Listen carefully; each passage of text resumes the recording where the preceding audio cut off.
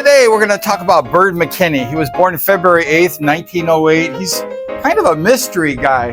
Not a whole lot is written about Bird, except for maybe if you're a family member, you may know a lot about him. But the history books show not a lot about Bird, and we're going to talk about him.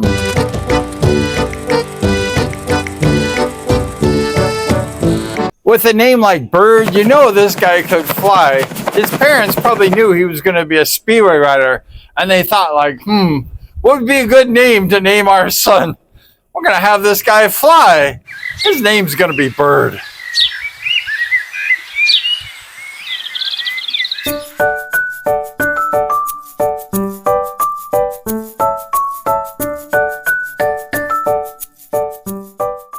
Recently, I made a blog on Cordy Milne winning the 1934 U.S. Speedway Championship.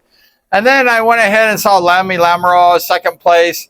And then I saw Bird McKinney in third place. And I'm like, who's Bird? Who is this guy? And Bird McKinley. I don't know much about Bird, but he placed third on the podium that night.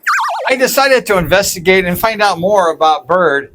And he was the first AMA rider to wear the number 2 plate. He was before Rick Woods, he was before Alan Crazy Christian, and he was before Josh Larson as the riders to wear number 2.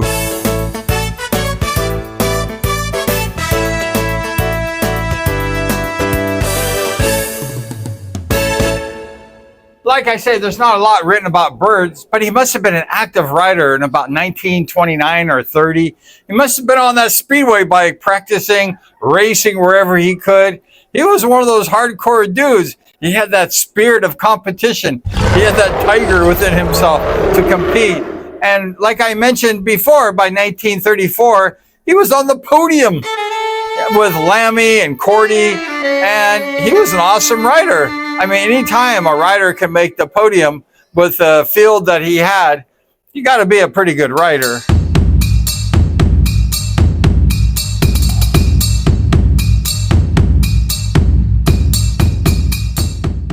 In those 2-day nationals, he had a race with Sprouts Elder, and he went ahead and Bird was riding on the outside. He knew that Sprouts was coming around him, and Bird, like I mentioned, is a good rider. He was ahead of Sprouts Elder, my idol, so he was definitely a hot rider.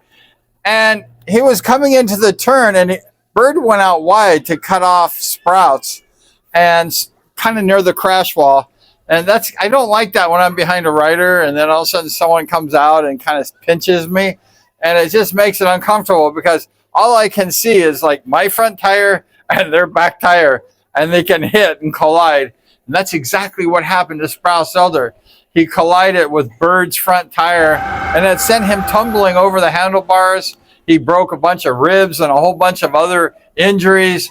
And that pretty much messed him up for that 34 World Championship, the United States Championship qualifier. And Sprouts Elder, he continued to ride, but he was injured. The racing was fast during the qualifier. The 2-day event, it was fierce. It was ferocious.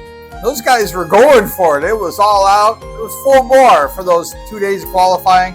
However, the old master, one of the greatest speedway riders in United States history, and that's Sprouts Elder. He got injured during the qualifier, I believe.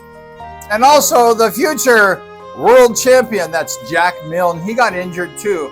So you had 2 of the great stars. They were riding a little bit handicapped, but they were still riding, and they were injured.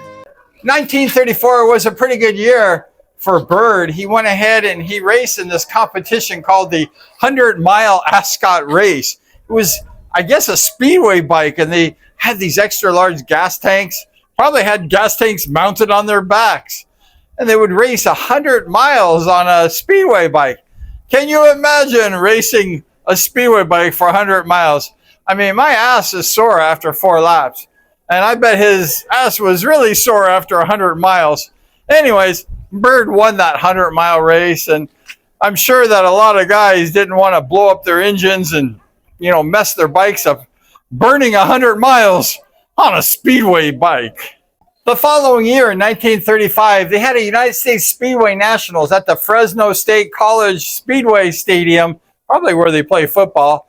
And I'm sure Sprouts Elder promoted that because Sprouts Elder lived in Fresno, California. He promoted the races in Fresno. So I'll bet you that Sprouts was the promoter of that event. However, Bird went ahead and finished third place again. He went ahead and got third place. He tied for third place with Pete Coleman, and they just didn't have a runoff. They said, oh, go ahead, you're third place. Also, second place had a tie. They just went ahead and just said, just go ahead and keep the tie.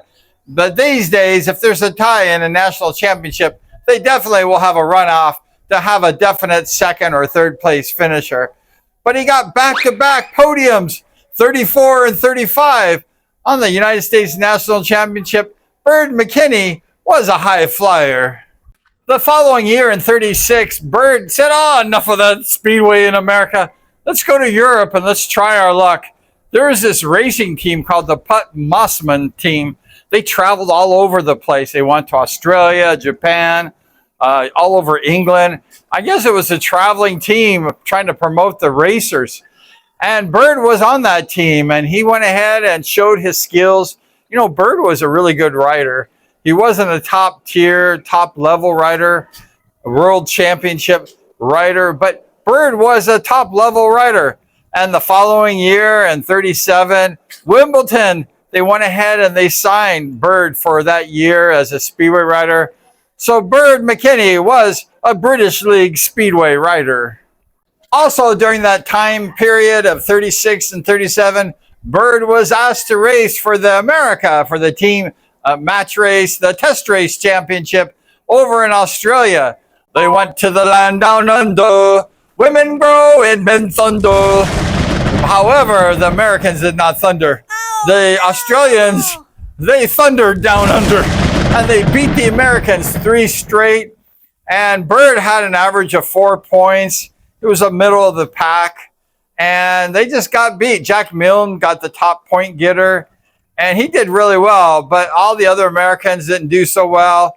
And Bird even beat Cordy Milne in the points in that test match by 1 point. Like I say, the Australians kicked the Yankees' ass in Australia.